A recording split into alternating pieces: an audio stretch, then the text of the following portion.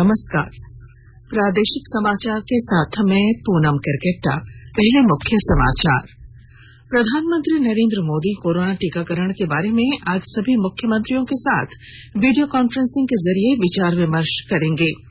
गृह मंत्री अमित शाह आज कोयला खदानों के सुगम संचालन की मंजूरी प्राप्त करने के लिए ऑनलाइन प्लेटफॉर्म की शुरुआत करेंगे। राज्य में पिछले 24 घंटों में 145 नए कोरोना पॉजिटिव मरीज मिले हैं, वहीं 169 मरीज ठीक हुए हैं।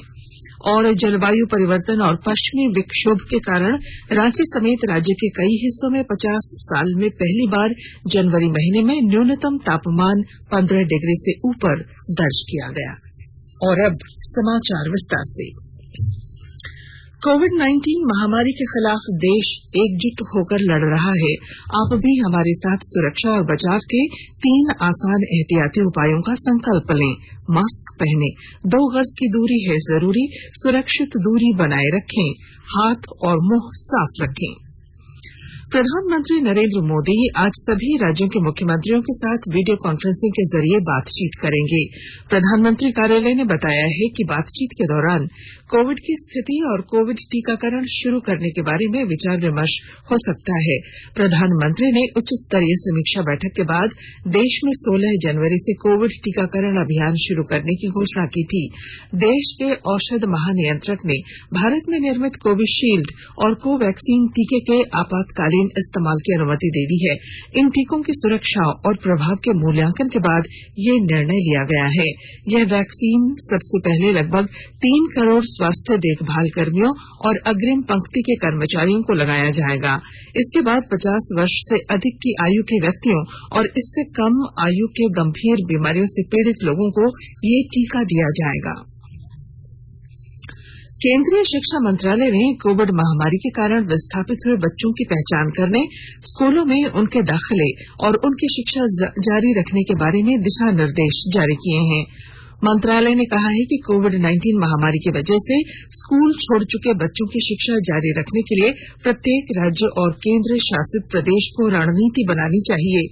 मंत्रालय के दिशा निर्देश का मुख्य जोर शिक्षा में व्यवधान वाले बच्चों की पहचान करना, इस तरह के बच्चों की शिक्षा जारी रखने की व्यवस्था करना और विशेष आवश्यकताओं वाले बच्चों के लिए दाखिला अभियान चलाने पर दिया गया है। इसके अलावा इस बारे में जनता में जागरूकता पैदा करने पर भी बल दिया गया है। राज्यों और केंद्र शासित प्रदेश कोविड महामारी की वजह से पढ़ाई छोड़ने वाले 6 से 18 वर्ष के बच्चों का पता लगाएंगे। देश में कोविड से स्वस्थ होने की दर 96.42% हो गई है। पिछले 24 घंटों के दौरान 19,000 रोगी स्वस्थ हुए हैं। अब तक कुल 1,75,00,000 मरीज स्वस्थ हुए हैं। स्वास्थ्य मंत्रालय का कहना है कि भारत में कुल संक्रमित लोगों की तुलना में मरीजों की संख्या 2.14% है। इस समय देश में लगभग 2,23,000 मरीज उपचार करा रहे हैं। कल 18,645 लोग संक्रमित हुए। इसके साथ ही संक्रमित लोगों की संख्या 1,04,50,000 से अधिक हो गई है। स्वास्थ्य मंत्रालय का कहना है कि भारत में मृत्यु दर 1.44% है, जो विश्व में अधिकांश देशों की तुलना में बहुत कम है। राज्य में पिछले 24 घंटों में 145 नए कोरोना पॉजिटिव मरीज मिले हैं, वहीं 169 मरीज ठीक हुए हैं, जबकि 2 लोगों की मौत भी हुई है। मृतकों में धनबाद और पलामू जिले के एक मरीज शामिल हैं। स्वास्थ्य विभाग के अनुसार राज्य में कुल कोविड-19 का मामला अब 1,16,817 हो गया है। इनमें 1,468 सक्रिय मामले हैं, जबकि 1,14,302 मरीज ठीक भी हुए हैं। अब तक राज्य में कोरोना से 1,047 मरीजों की मौत भी हुई है। गृह मंत्री अमित शाह आज कोयला खदानों के सुगम संचालन की मंजूरी प्राप्त करने के लिए ऑनलाइन प्लेटफॉर्म की शुरुआत करेंगे। इसके जरिए खदानों के संचालन के लिए एक ही स्थान पर सभी औपचारिकताएं पूरी की जा सकेंगी। एक ट्वीट में गृह मंत्रालय ने बताया कि सिंगल विंडो क्लियरेंस प्रणाली की शुरुआत वर्चुअल समारोह में की जाएगी। इस अवसर पर कोयला मंत्री प्रहलाद जोशी भी उपस्थित रहेंगे। आकाशवाणी के ताजा तरीन समाचारों के लिए आप हमारी वेबसाइट newsonair.com पर लॉग ऑन कर सकते हैं। ताजा समाचार Twitter handle @AIR News Alerts और Facebook page all India radio news पर भी उपलब्ध है। आप प्रादेशिक समाचार एकांश के ट्विटर हैंडल @AIR News_Ranchi और Facebook page AIR News Ranchi के अलावा YouTube channel regional news unit Ranchi पर भी हमारे बुलेटिन सुन सकते हैं। प्रादेशिक समाचार आप आकाशवाणी रांची से सुन रहे हैं और अब पेश है कोरोना से बचाव के कुछ संदेश।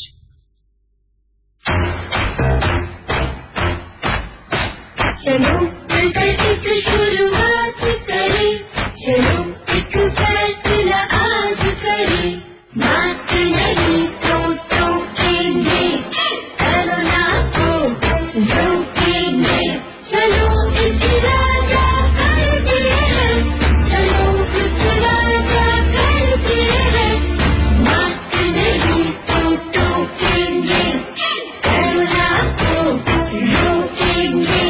भारत सरकार द्वारा जनहित में जारी।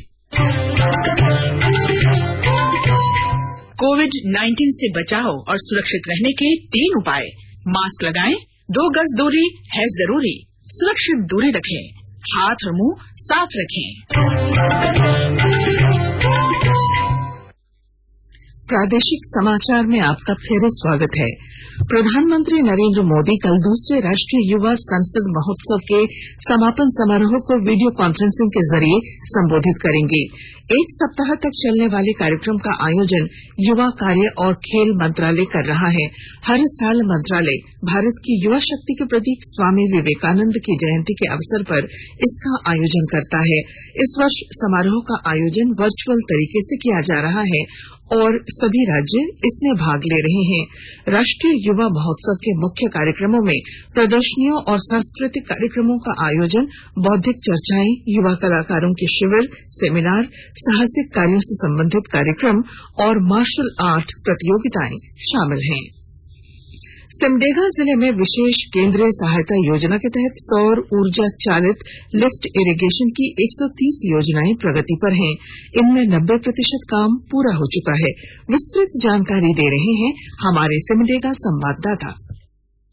सिमडेगा जिले में विशेष केंद्रीय सहायता योजना के तहत सौर ऊर्जा चालित लिफ्ट इरिगेशन की 130 योजनाएं प्रगति पर हैं। बताया गया कि इनमें से 90% कार्य पूरा हो चुका है। इससे कुल 4,900 एकड़ क्षेत्र में सिंचाई की सुविधा मिलेगी और 5,000 कृषक परिवारों को सीधा लाभ मिलेगा। उपायुक्त सुशांत गौरव ने सदर प्रखंड की कोचेडेगा पंचायत अंतर्गत बांस पहाड़ में सौर ऊर्जा चालित लिफ्ट इरिगेशन का निरीक्षण किया। यहाँ 5 HP क्षमता वाले सोलर पंपिंग सिस्टम मशीन के द्वारा लगभग 30 एकड़ क्षेत्र में कई तरह की सब्जियों की खेती की गई है। उपायुक्त ने कहा कि सिमडेगा जैसे कृषि प्रधान जिले में ऐसी योजनाएं लाभकारी साबित होंगी। उन्होंने कृषि कार्य में जैविक खाद के इस्तेमाल पर जोर दिया। मनोज कुमार सिन्हा, मनु, आकाशवाणी समाचार, सिमडेगा। अखिल भारतीय तकनीकी शिक्षा परिषद ने स्पष्ट किया है कि 2010 से 12 से पहले इग्नू से प्राप्त बीटेक की डिग्री वैध मानी जाएगी। आदेश में कहा गया है कि वर्ष 2018 में सुप्रीम कोर्ट ने इग्नू द्वारा वर्ष 2009 से 10 के उम्मीदवारों को दी गई डिप्लोमा और बीटेक की डिग्री को वैध करार दिया है। भारत सरकार के दिव्यांग जन सशक्तिकरण, सामाजिक न्याय और अधिकारिता मंत्रालय के निर्देश पर जामताड़ा जिले के समाहरणालय स्टेडियम में शिविर का आयोजन किया गया। इसमें 165 दिव्यांग जनों को यंत्र और कृत्रिम अंग उपलब्ध कराने को लेकर पंजीकृत किया गया है। ब्यौरे के साथ हमारे जामताड़ा संवाददाता।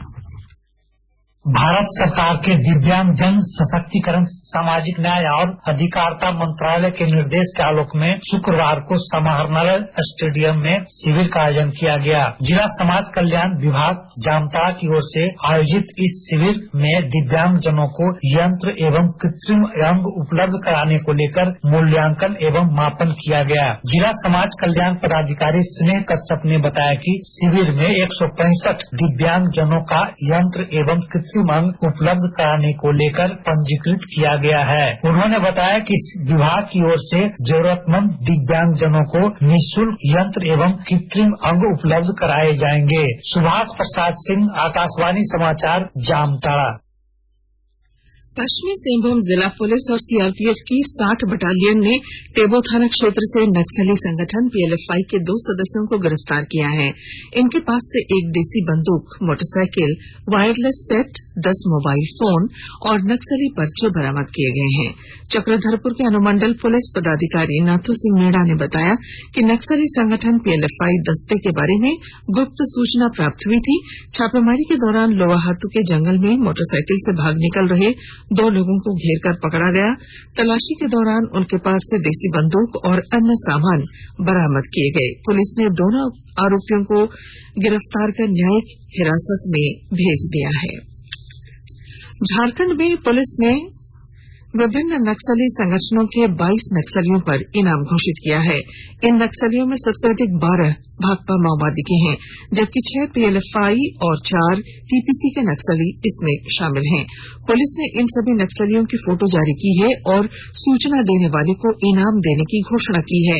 झारखंड पुलिस प्रवक्ता साकेत कुमार सिंह ने बताया है कि नक्सलियों के खात्मे के लिए लगातार अभियान चलाया जा रहा है। वर्ष 2020 से अब तक अभियान के दौरान 455 नक्सलियों को गिरफ्तार किया गया है। 14 नक्सलियों ने सरेंडर किया है और 50 मुठभेड़ में 14 नक्सली मारे गए हैं। जलवायु परिवर्तन और पश्चिमी विक्षोभ के कारण रांची समेत राज्य के कई हिस्सों के मौसम में इन दिनों बड़ा बदलाव देखने को मिला है। पिछले 50 वर्षों में इस वर्ष ऐसा पहली बार हुआ कि रांची का न्यूनतम तापमान जनवरी महीने में 15 डिग्री से ऊपर चला गया है। भारतीय मौसम विज्ञान विभाग के वरीय वैज्ञानिक अभिषेक आनंद ने बताया कि इस वर्ष अब तक 6 बार न्यूनतम तापमान 10 डिग्री सेल्सियस से ऊपर आ चुका है। इधर धनबाद जिले में भी जनवरी में न्यूनतम तापमान 17 डिग्री दर्ज किया गया है। 14 जनवरी तक धनबाद का न्यूनतम तापमान 9 डिग्री तक पहुंचने का अनुमान है। मौसम विभाग के अनुसार पश्चिमी विक्षोभ की सक्रियता बढ़ने से सर्दी फिर दस्तक देगी। मानसून विशेषज्ञ डॉक्टर एसपी यादव का कहना है कि समुद्र की सतह अत्यधिक गर्म होने की वजह से साइक्लोनिक सर्कुलेशन की स्थिति बन रही है। इस वजह से काफी गर्म हवा का सर्कुलेशन हो रहा है। अब जैसे जैसे पश्चिमी विक्षोभ की सक्रियता बढ़ेगी, गर्मी का असर कम होगा और सर्दी बढ़ेगी। और अब संक्षिप्त खबरें। गुमला जिले में प्रतिबंधित उग्रवादी संगठन पीएलएफआई के पूर्व एरिया कमांडर संजय गोप उर्फ संजय टाइगर ने पुलिस के समक्ष आत्मसमर्पण कर दिया। पलामू जिले में पुलिस ने 2 अलग अलग स्थानों में छापेमारी कर 10 किलोग्राम से अधिक गांजे के साथ 2 तस्करों को गिरफ्तार किया है। रांची के हिंदपीढ़ी थाना क्षेत्र के एक व्यवसायी के अकाउंट से साइबर अपराधियों ने 74,000 रूपये निकाल लिए। और राजधानी रांची के खेलगांव स्थित टिकैत उमराव शूटिंग रेंज में आयोजित जिला स्तरीय शूटिंग प्रतियोगिता का कल समापन हुआ। और आइए अब सुनते हैं अखबारों की सुर्खियां। स्वास्थ्य मंत्रालय की राज्यों के साथ बैठक, टीके पर आज राज्यों से बात करेंगे पीएम। इस शीर्षक के साथ प्रभात खबर ने कोविड टीकाकरण अभियान की खबर पहले पन्ने पर प्रमुखता से दी है। दैनिक हिंदुस्तान ने लिखा है, झारखंड के 129 केंद्रों पर पहले दिन लगेगा टीका। दैनिक भास्कर की सुर्खी है, कोरोना काल में घर लौटे मजदूरों ने अपने गांवों को बनाया आत्मनिर्भर, हर महीने 360 टन सब्जी बेच रहे हैं। दैनिक जागरण ने लिखा है, झारखंड में लगेगा कोविशील्ड टीका। रांची एक्सप्रेस ने झारखंड में 3 नक्सली संगठनों के 22 उग्रवादी पुलिस के रडार पर शीर्षक खबर को पहले पन्ने पर दी है। वहीं अंग्रेजी अखबार द टाइम्स ऑफ इंडिया और द हिंदुस्तान टाइम्स ने भी कोविड वैक्सीनेशन को लेकर केंद्र और राज्य की तैयारी की खबर को पहले पन्ने पर प्रमुखता से दी है। और अब बुलेटिन के आखिर में मुख्य समाचार एक बार फिर। प्रधानमंत्री नरेंद्र मोदी कोरोना टीकाकरण के बारे में आज सभी मुख्यमंत्रियों के साथ वीडियो कॉन्फ्रेंसिंग के जरिए विचार विमर्श करेंगे। गृह मंत्री अमित शाह आज कोयला खदानों के सुगम संचालन की मंजूरी प्राप्त करने के लिए ऑनलाइन प्लेटफॉर्म की शुरुआत करेंगे।